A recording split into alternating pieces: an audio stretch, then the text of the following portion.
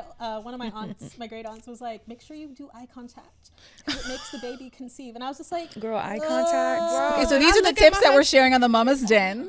What's up, y'all? It's Ashley. I'm Fee. It's Melody. And Cody here, and you've tapped into The Mama's Den. All right, y'all, it's Mama's Den Monday.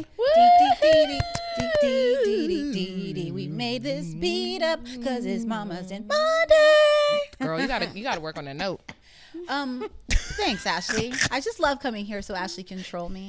No, that Make wasn't me feel- trolling. That make was me feel some great real about criticism. myself. don't even feel bad. My mom told me I couldn't sing and I should focus on other endeavors, and I did. I did speech and debate instead. So She said, I did. she was right. Listen, when I grow up, I want to be you. So maybe your mom can help me out. Well, all sing right, in front of y'all. her. What'd you say? Sing in front of her. She'll direct you. You know what? Look, I can't sing. I can't dance. I can't do anything in front of Ashley. I did not say you couldn't can't. dance. I just said put a little umph in it. Or the jagged edge. Nevertheless, welcome to the joy and the sisterhood that is the Mama's Den. I am Cody. I'm a mama. These are my co-hosts. Introduce yourselves, and then we'll introduce our guests. Hi, I'm Ashley. I have 4 daughters. Amira, who's 16. Azara is 8. Asiya is 6. And Natalia is 3. Okay, so you can sing. Ow. I cannot sing. I'm Felicia, also known as Fee, and I have 2 babies. My daughter is 10 and my son is 6. And I keep telling people that he's 5 and he's 7. And that's not the right age. Wait, how old is he? He's 6. And I told him the other day, I was like, I told somebody you were 7. He was like, really? Oh, they love that. Mine like to add it together, so they're 12. Because I they're have twins funny. that are 6. Well, hey, So today we have a special guest, y'all. Author, creator of the viral series Smarter in Seconds, Blair. Welcome, girl. thank you so much for having me. Thank you for coming. And for such an important week too. Yes, and we absolutely love you. We love all of your content. Like, we totally fangirl, not just the hosts of like us, but the crew. Everybody's so excited to have you here. You are a wealth of information, and you break down like ridiculously tough but important topics in seconds on social media. I try to. You do a good job.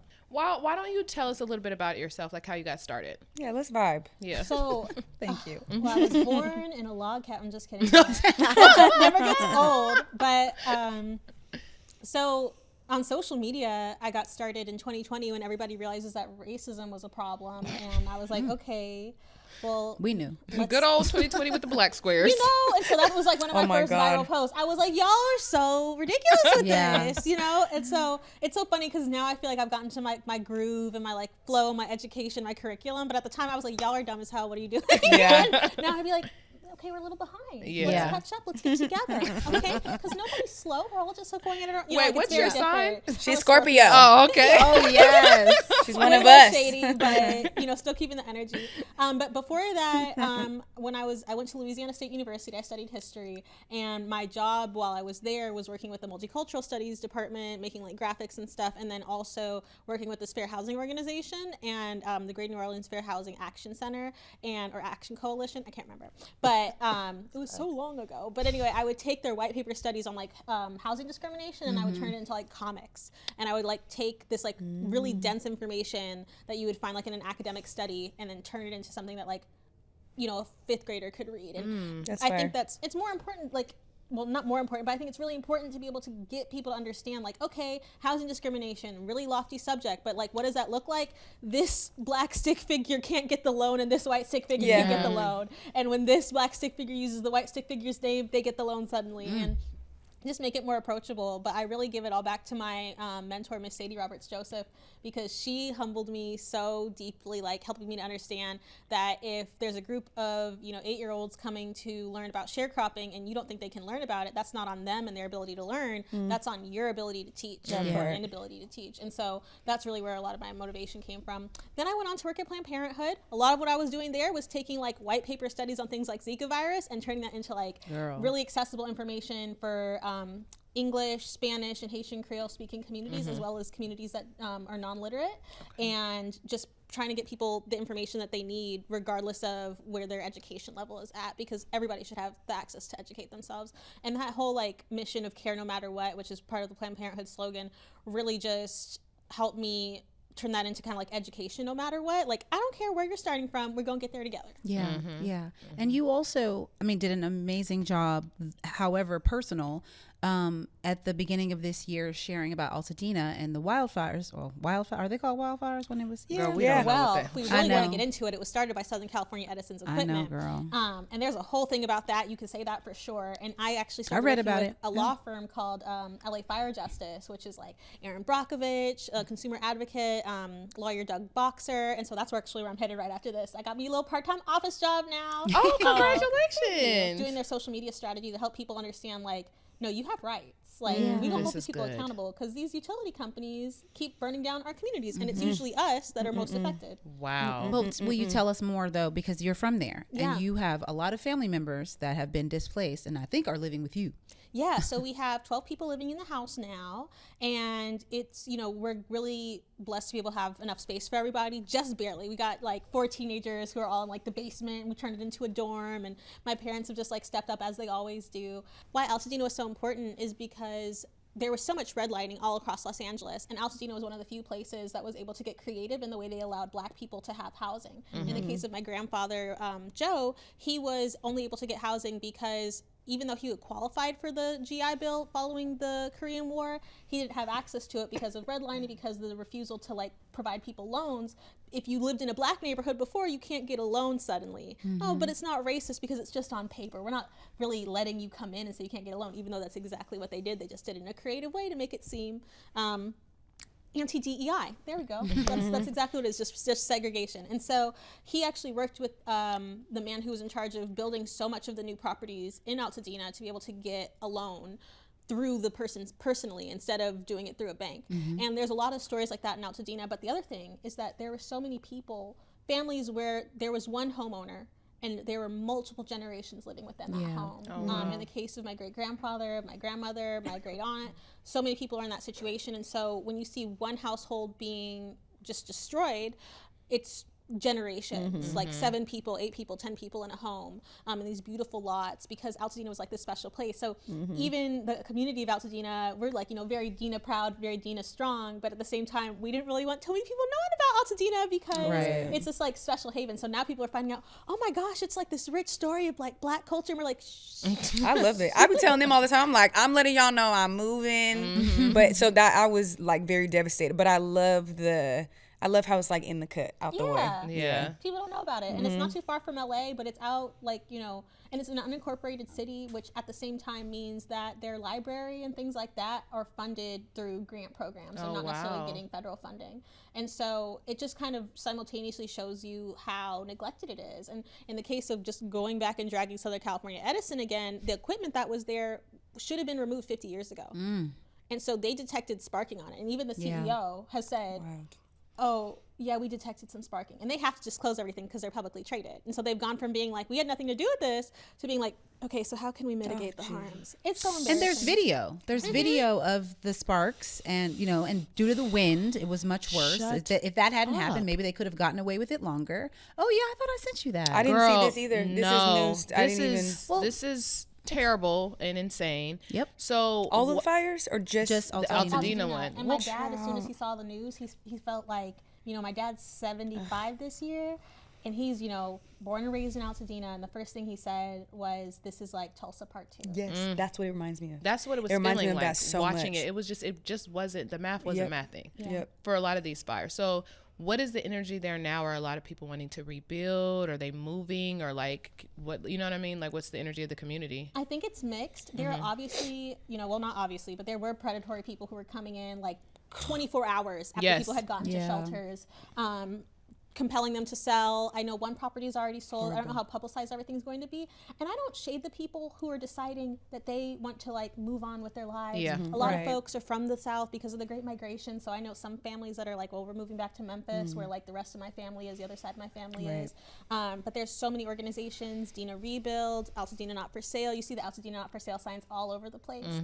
But then also trying to like pass on properties, say that a family does want to move back home to the South, you know, to their other home to the South, trying to pass it on to folks who have like 2 to 3 grandparents who are from Altadena and trying to like pass it on that way. But I think the energy is definitely solemn, but there's so much resilience. And I just think about my niece who's 17, and the first thing she said after the fire, she was like, well, at least I'm going through this tragedy with my hair done. Period. I thought that was like, I love it, the Tina. kids are going to be okay. Right. Teenagers are hilarious. They'll bring you right present Right. real quick. Yeah. I love that for her. Well, that's beautiful though that you're able to have everyone in the house with you. And so Yes. wait, it's you and your spouse and 12 other family members? I live with my parents, so it's my mom, my dad, and my sister Chelsea, who's autistic, and she has like some higher support needs. So I'm usually like helping out with her, and then my husband and I live in the ADU in the back, and then we have 7 additional family members. I think it's just so eerie how timing works out. I always say when you talk to God, you got to be really specific, because I was praying to be having kids this year. Like all of last year, I was like, let me have kids. First 3 weeks of January, Right, you were we like, got hella kids. I already knew you were about to Like, say. that's You not like, what I wait, meant. not these kids. Let them come I'm out in my of own. I had read all these books about babies and toddlers and everything, and now my sister Brittany, she's doing a great job. Her and Mason, they're absolutely rising to the occasion, as they always do. I think that Black parents, there's one thing we're going to do, we're going to make a way out of no way. But those first 3 weeks, and they're trying to like figure out housing and like, applying for rent and stuff, or applying for different housing situations, and the kids were not in school, I was driving them around in this little minivan, and I would like, trying to hit the whip in the minivan. Never driven a minivan before, much less with 5 children in it. And so I had the oldest one who's 18 bless the car. I was like, we don't get to do this together. Yeah. This the one with the hair done? Oh, that's the her Oh, older sister. I said I like the hair done Yeah, one. too. Oh, Got to they're keep all a regular hilarious. appointment. Yeah. So speaking of children, I know that you shared about your miscarriage. What gave you the strength to share about that, or what made you want to share that with your audience? And like, what has your journey been? I know you were mentioning that you guys are wanting to try. Are you still doing that, or like, where are we with this entire process? So I think it's so okay. Well, obviously the miscarriage isn't funny, but what is funny about trying is that it's like the only time in my lifetime where I've had both my parents very involved in how often I am and regularly I'm having sex. I'm like, this is okay, it's parents. been most of my life where it's been like, don't have sex, sex is bad, Yeah. use protection, to being like, so are y'all doing it raw? It's like, not a direct quote, but it's definitely the energy. Yes. It's too much. So did he come in you tonight, honey? Oh, wow. Yeah, that's like the energy, and I'm just like, and then my one of my aunts, my great aunts, was like, make sure you do eye contact because it makes the baby conceive, and I was just like, Girl, eye contact. Okay, so these are the tips that we're sharing on the Basically Mama's hit- Den. I'm trying to like, did I look him in the eye when You probably he was did. I mean, coming 4 in? times, baby. Yeah. It could be anywhere. I don't know. who knows? But talking about the miscarriage, I feel like we talk about things like that so passionately and openly in our communities, but at the same time, when it comes to things like pregnancy loss, it's so taboo, and so many people, so many of our mothers, grandmothers, aunts have gone through this quietly and silently, and I think that's so upsetting because even the way it's depicted, it was recently kind of shown that there's pregnancy loss in an episode of a popular television show on Apple TV that I won't mention just in case there's spoilers, but the way that it was talked about, like there was so much shame involved and so much quietness, and like I think for the folks in our lives who aren't sharing, from what it can turn into is like somebody gets married or they're in this kind of chapter of their life where they're having kids and they're so vocal about trying, and then you don't hear anything for a while, and then you might hear a few years later that they tried to do IVF or something like that, but you don't really hear about the miscarriages and the trauma along the way. And so I think part of it was because I was working at Planned Parenthood. I had worked at Planned Parenthood when I miscarried. I was in New York working at a different organization, but I was just so around people who were openly talking about sex and sex education, and that this is a matter of fact part of your life. I had a friend who's now the executive director of an amazing organization. I'm not trying to put her business out there, but she had an ovarian torsion, which is apparently when your ovary can get twisted. I don't know the specifics. I'm not a doctor. I had sympathy pain for like a month. Like every time I would look at her, I'd be like, oh my gosh, my ovary's doing it too now. It wasn't, but the fact that she could openly talk about that, like almost passing out at work, having to get taken to the doctor, and it was just like a thing. Like, I had a cold. Oh, I had an ovarian torsion. That's likely a safe space to have. 100%. Yeah, Planned Parenthood. And so I think part of working there in my early 20s just kind of warped my worldview. And I was just like, well, clearly everywhere is a safe place to talk about your abortion and your miscarriage. So I shall do that as well. And when I started doing that, talking about my miscarriage, people were like, oh, Phone, babes. oops. You need a little I bobby really need pin. a pin. Thank you. This is sisterhood. Of course. And so, yeah. When you started? Being at Planned Parenthood in my early 20s really warped my mindset that like, okay, everywhere is where you talk about your abortion. Everywhere is where you talk about your miscarriage. And so when I started talking about my miscarriage and I started seeing the reactions of people, I think the first time I shared it was on a podcast called Hysteria. And we were talking about pregnancy loss and like the way they'd characterized it, I just didn't really agree with. And I was like, well, as somebody who's gone through that, like, you know, I think I can look at it in a more neutral way. It was obviously sad, but, you know, and just the reactions where people were like a ghost. And I think it's tough, but it's part of life. Death is part of life. And I think that if we're going to be advocates for full reproductive justice and maternal health, then we have to talk about the difficult parts too, because it makes it less difficult. Absolutely. Well, so on that same note, right? You've talked about pregnancy loss. You've talked about trying again. And you've worked for Planned Parenthood. Now, it's 2025. And what we know for sure is that the current administration does not care about Black babies, or maybe babies at all. As it is Black Maternal Health Week, I think it is really important to do whatever we can to sort of share resources, tips with our community. And so I would love to just know where you are in that journey now, and like what, and absolutely fact check yourself. She's very good at that, y'all. But what are you aware of that folks who are trying to get pregnant, folks who are pregnant, maybe newborn parents, like that are best practices or things that we need to know in 2025? Yeah. So in 2025, I'm pretty sure the statistics are similar to what they were in previous years, which is that we have dire maternal health outcomes. Now we have to remember that this is the same country that, you know, where a Mississippi appendectomy was when you were given, is a terrible way to say it, but when you had forced sterilization, where people would go in for routine care, a pap smear, and end up with a hysterectomy under this racist system of Jim Crow and eugenics. That same system is the reason why we have terrible maternal health outcomes for Black women. The medical system in the United States was built where we were casualties. We weren't, you know, patients. We weren't being cared for. So we have Black women are 3.5 times more likely to die in childbirth. That's a horrible statistic. But with that information, there's been so many amazing organizations, and I'd like to shout out a few if that's okay. Yeah, please. So we have the Black Women's Health Imperative, an amazing organization that's kind of looking at health holistically, not just maternal care. Black Mamas Matter Alliance, blackmamasmatter.org, an amazing organization as well, which is not just looking at, you know, folks carrying their children to term, but people who might choose to have an abortion, people who, you know, are facing a lot of the terrible outcomes that we see from these Trump abortion bans. Birth Fund, which I believe was started by Elaine Welteroth, and that's birthfund.org. Yes. And they have an amazing organization which is helping to fund births, helping to make sure people have care, because one of the tactics that people are using is to have a birth worker there with you while you're going through the process of birth, while you're going through the process of aftercare. Other organizations include Sister Song, that's sistersong.net. That's a Women of Color Reproductive Justice Collective, and then In Our Own Voice, the National Black Women's Reproductive Justice Agenda, which is blackrj.org. And so all those organizations are so important because we know historically within our community, we were not necessarily getting support from institutions, period, before it was this toxic Trump administration. Some of the first actions we saw where the U.S. government took actions to support Black maternal health was during the Biden administration, which literally just ended. And that was a lot during, you know, and a great deal of that was thanks to the work of Vice President Kamala Harris, something that she, you know, has constantly been an advocate of, reproductive justice in general. And so we know that these institutions haven't really supported us, and so it's about investing into those organizations that are supporting us and are doing that work. And I think having more conversations about like pain management, what feels normal and what doesn't feel normal, and like the huge part of it is access and education, because the reason why there's not a lot of education about birth and health for our community is very much intentional. The lack of education is just as intentional as the lack of services and resources. And so we can arm one another with that education, which is why spaces like this are so important. I think that word normal is really important too, like what feels normal and what doesn't, even with periods. Like that's something where I'm like aggressively like, I don't want to say nothing is normal, but essentially you don't know what's normal until you truly like research, talk to other people, talk to multiple doctors, not just one who looks at you and says, hey, does that feel normal?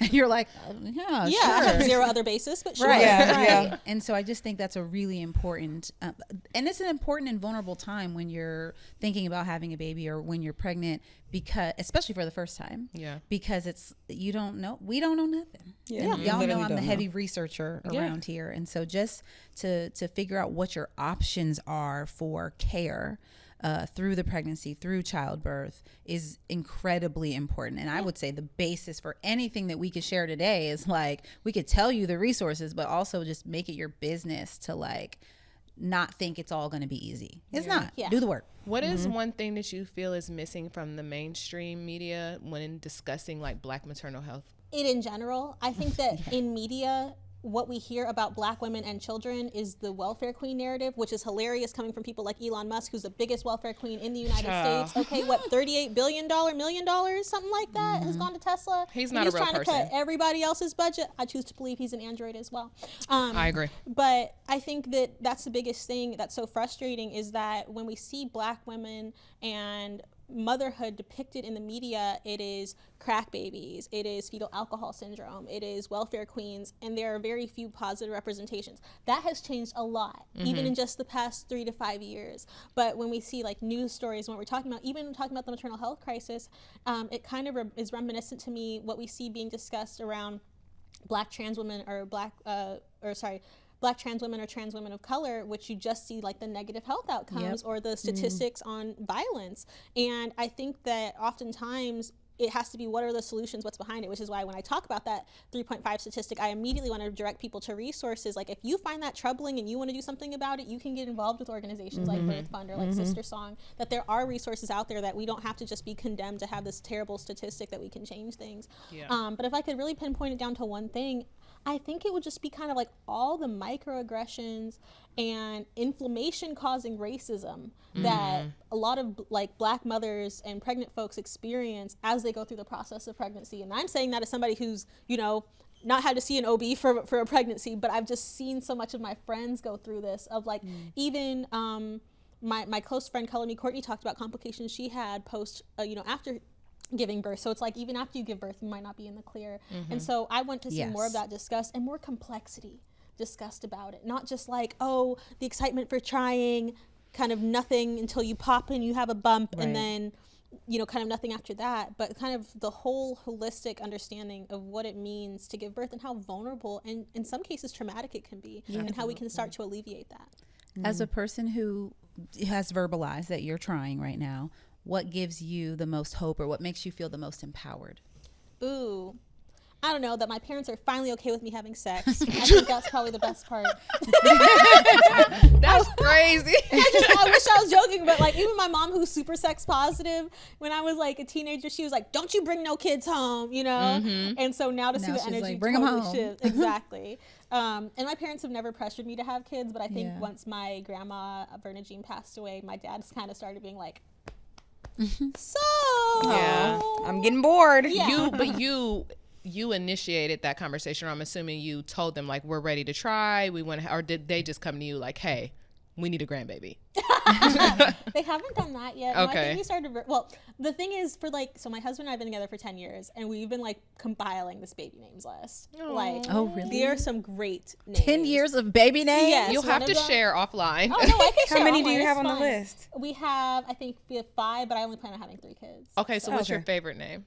Don't tell them. I asked her. She said she wanted to share it. Oh. She said she wanted to share it. Yeah. No, because people aren't going to pick these names. That's fine. I said the same thing. I was like, you don't have to share. She's like, no, I want to So share. I think my favorite one is Memphis Fitzgerald. Oh, no. Okay. It's cute. That sounds rich. I know, right? Yeah. But then also Memphis, it's like a center of, blues and culture for us in Tennessee in the U.S., but also it's a city in Egypt. And you have Fitzgerald, and then you have F. Scott Fitzgerald, an amazing literary art, writer, and then you also have John Fitzgerald Kennedy. We don't want to go with Kennedy because everybody in the mama's name is Kennedy. Yeah. But, these are kind of like what we're looking at, and my husband got really into it, but I think that like the other side of going back to your first question about Black maternal health, I think we need to talk about more when it comes to pregnancy is that you need 2 gametes to meet when it comes to pregnancy. And I don't feel like in this country we're constantly policing who's having a baby when they're having a baby. We're not policing when are people ejaculating enough. And I feel like we need to shift to those things, because the number 1 cause of teen pregnancy is creepy old men. Oh, look, and we we don't have talk a- about that stuff. we have a guest. Wait. Ejaculation? That's crazy. Hi. It's so nice to see you. How are you doing? Great. I feel like I've been a little bit more out of pocket than I usually am. No, I mean, No. I literally came in This and is I the was like, place. I heard sex, I heard ejaculation. I was like, oh, it sounds like. Why I should like come it in is on this. because I'm a part-time Muslim, and I think it's really not beautiful. part-time I know That's exactly what you that's mean. what my My husband's the homeboys same way. call me. They were like, "Oh, you're a part-time Muslim. We love that for you, Ashley." But I do think that it's beautiful to see Muslim women celebrated and shown that it's not just this one way. That's also one of the reasons why I really love you and I follow you, and I tell my daughter to like look at your page, because I just think it's beautiful that like you are kind of, especially now given on what's going on in the world too, with Israel and Palestine. I think it's just important to show the diversity of Muslims. And so I like that you said ejaculation with your hijab on. Because my Great. thing is like I think a big part of it comes from our mom. Like we can't front about how we all got here. You know, like some of us, whatever. We can't front about how we all got here. And there's so much policing around sex. Like I think about the women in Afghanistan, for example, who are literally like they're being outdoors. Their voices are getting banned. Yes. Like you know, a lot of them are Muslim women, but Afghani women, they're being prevented from even speaking. Yep.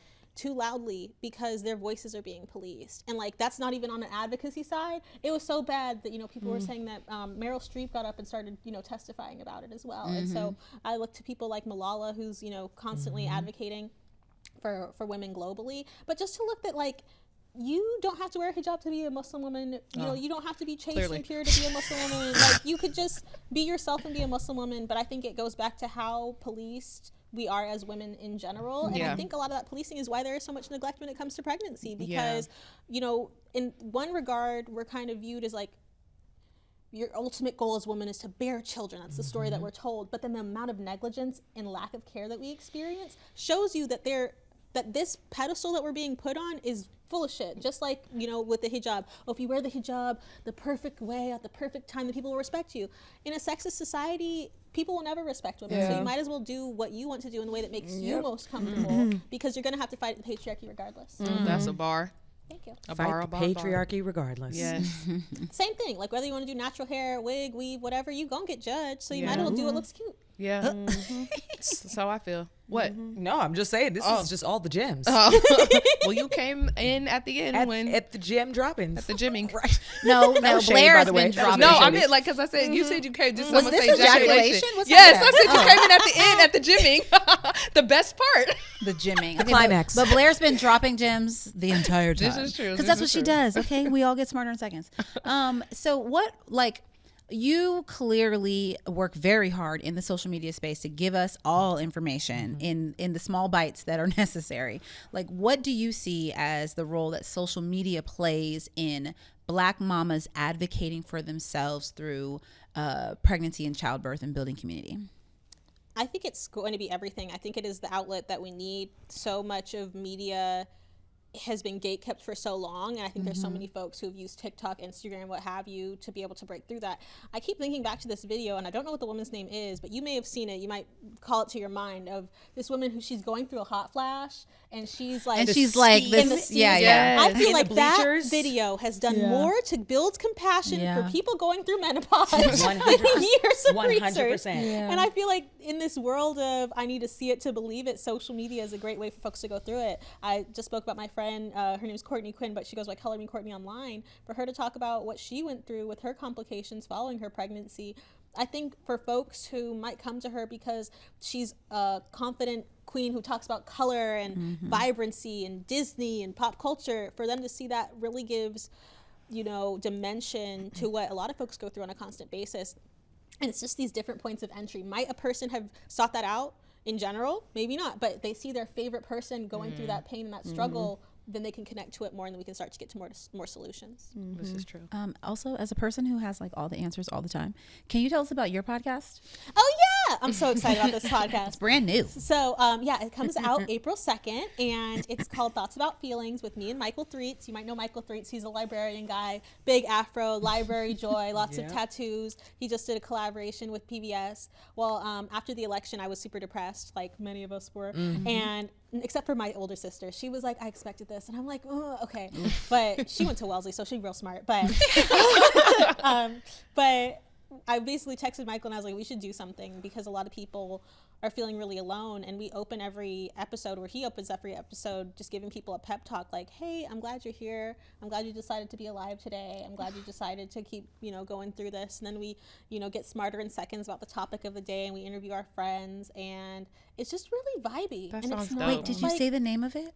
Thoughts About Feelings? And That's we so have a dope. theme song. We have a theme song sung by Brian Binion, who's an amazing Broadway singer, and created by Katie Cronin, who actually also did the theme song to Smarter in Seconds. And the reason I love theme songs is because a lot of people don't even know my name. They just know Smarter in Seconds. And so I'm like, well, let's get them to sing Thoughts About Feelings Yes. too. And I think it's fun because he and I have both been approached by PBS to do various things. And right now PBS is in a kind of funding crunch where they're, kind of at the whims of the US government, despite the fact that, again, Elon Musk is in charge of those cuts, but is one of the biggest welfare queens in the United States. I wouldn't call him a queen, though. That's I love that part. Yeah. Definitely not a queen. Should we just keep saying it? Elon Musk is He's a welfare queen. And the real president of the United States. But child, I'm like, No why are one's you, the Andrew? I'm real not talking to president. you. Right? Like, anyway. Actually, his son is. I know, right? Yeah, you missed a lot, Melanie. But We're all Canadian now, by the I'm way. Canadian, by the way. So but we essentially, kind of looked at this, landscape of we want to do something that's not just on social media. We want to get into this podcast space, and everything just started falling into part. Again, we talked to God. You got to be specific because things will just start falling into place. We had a meeting about it. 2 days later, we connected with 9 Planet Audio, who ended up producing it for us, and we self-funded it. So instead of it being brought to us by sponsors, it's brought to us by acts of self-care. So I think the first episode is brought to us by a deep breath. Why don't we take one of those together? Ready? 1, 2, 3. Thanks, deep breath. And so that's what every episode is brought to you by. Like Girl, a big you stretch. are a How cute. star. I love that. a star. A star. A super- Range, supernova. right? I can give you raunchy, but I can also give you wholesome. No, okay? you You know what? I You have, are a friend, giving- I have a friend who calls herself ratchet and refined, and I it's love like that. it's Yes. like it's a I love wonderful balance. sophisticated. You're Ratchet. giving woman. Thank you. You are giving Right? woman. Yes. She all- right? Right. No, because we are all the things. This is dope. I'm super happy for you, and congratulations. That's amazing. And okay, that's a children's book too. So just put that in y'all's pocket and lock it, because Yeah. Thoughts About Feelings. Pocket is and lock definitely- it. I'm That's a buying good that name, children's yeah. book for my kids. I want to 1,000%. do two children's books so badly. I've written 3 books, but the children's book I want to write is about all the ways there are to be smart, because I never felt smart growing Yes. up, and now people know me literally as the Smarter in Seconds lady. Yeah. And look, just because you got an F on your test doesn't mean you're not smart. It means you're not good at taking tests. Yep. We talk about this all the time. All the with time. kids. Yeah. That's why I homeschool my kids. Period. Yeah, because that's all of the above. Yes. Michael was actually homeschooled. Really? Yeah, I'm Hey, so friend. jealous because I begged my mama to homeschool me every year during All of August, us. and she would be like, "You'll be dead." And I Will was you like, homeschool your kids? She said what? I don't know. Yeah, no, my mom was like, "We're not gonna both survive homeschool." She knew. I mean, I I wasn't understand. homeschooled, but I am alive. So. That's a healthy decision to make. I don't And now know y'all if live I'll homeschool together. My kids, I think we're gonna when they're young. My husband and I have talked about traveling the world with them and trying to get to them those experiences young. And I don't know. I'm so glad that I'm making kids with this man because he is such a good person. Can we shout him out? Tell us Yeah, we more. can. Atlas I only know him on Akimali, that's Gram. my boo. We've been together for years, 10 years. Our first year, around our first year anniversary, we got arrested together at the protests in Louisiana. We sued the police in 2023 and we won. We sued the city of Baton Rouge. And I don't know, that's my road dog. When we went to the, I don't know, we have a great time together. At the same time, we'll go to the Kendrick Lamar pop-out concert, but we also will be in the streets for our people. Oh, and man. he's taking over my dad's business now. It's really so wholesome. That's so beautiful. I love it so much. Every statement that comes out of her mouth is. It's better than the last. I was like, "There's a story. Tell me more."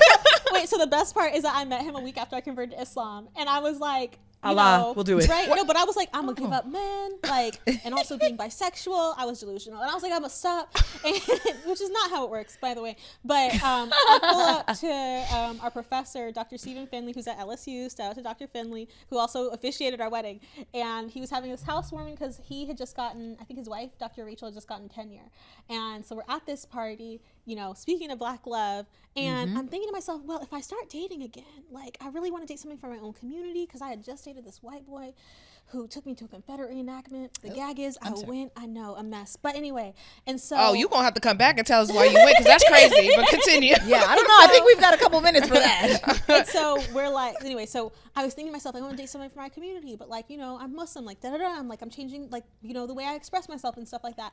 I see him walk up the driveway. I pop my head, kind of in the glass door, and I see him, and I remember him because I had gotten his business card and he emailed me and I never responded. My bad. But it wasn't the right time. So anyway, Right. He introduces himself to me. He gives me his full name. And I was like, oh, that's a Muslim name. So I looked him up on Facebook. So I was, when Facebook was still popping, made sure that he was single, right? Okay, good job. And he was actually there to talk to another woman. And that was too bad for her. That's all right. Sorry to because- that woman. Yeah. Sorry, not sorry. Yeah, no, I Yeah. know. I Not won, this but- Scorpio. She said I won. She said that was too bad for her. And so I basically relentlessly spit Nothing to game. do with me. Did you say you spit game? Yes, Okay. relentlessly. Carry on. Yep, come on, and Scorpio. we've been together since that day. And, that was the story. And it was a wholesome story until our friend Omar got on stage at our wedding and then proceeded to tell the story about how it was that night and he didn't see my husband until the day after. But, Allah's still working on me. Wait, so your parents aren't Muslim? No. Okay, and so none of your family is? Mm-mm. This is riveting. Yeah. We've got to offline. I have so. I mean, But Atlas is, right? Atlas is Muslim. That's a great question for Atlas. Oh, okay. Atlas, Heard- join us will in the you den. raise your children Muslim? I think I was raised that, we would go to church. I was raised Baptist, but I wasn't really raised with there's one type of God, there's one way to believe. Mm-hmm. My husband's a humanist, so he believes that God is significant, spiritually to human beings, and that's what makes God real, and that's different from my interpretation. But can I tell you that was the number one question on everybody's list when we were in Egypt? It was like, so you're both Muslim, right? And we were just I was like, let's just say yes, babe. Let's just get through the interaction and say yes. He was like, no, because it's not true. And I'm ugh, My husband's not Muslim. He's Buddhist, and I always say I'm a humanist too, but we raise our children, I don't know, they're doing Ramadan, and then we'll do Christmas, and I don't know. Yeah, that's I when wanna it do gets Kwanzaa interesting with when you them. have kids and you got to talk about it. I mean, not for me. I was raised Christian and Muslim. I just think when you... So was he. Yeah, it's actually not that hard. Yeah, It's his really mom's not that Christian, his hard. dad's Muslim. Yeah. So he would pray Fajr and then go to church. Yes, And it was same. normal for him, and I think it's really normal for a lot of Black families. I think so too. No, it's the same. Yeah. My grandfather, my dad's parents, my grandmother was Christian. My grandfather was Muslim. My dad is Muslim. My mom is Catholic. Yeah. It's like, I think the only people who really have a hard time with it is folks who are outside of our community, and a lot of folks who are so used to seeing this one Arab interpretation of, Islam, and so they see me with my twists and my hijab. They see me with my tattoos and my hijab, or my hijab and my short sleeves, and I'm like, that's what so many of the girls look like in Detroit, Girl. who go to the mosque every Girl, Friday. that's how I grew up too. Exactly. And so I think a lot of what it is to be yourself and to be this complex thing is you just got to do what makes sense for you. And I always like to say too, especially because it's Ramadan, I decided to stop trying to please other Muslims and just try to please Allah, and my life got a lot more simple. Girl. Amen. I pissed off a lot more people. That's but okay. okay. Yeah, But but you you know know what? what? Muslim, I'm not Muslim all the time because I'm gonna give you a little stomach.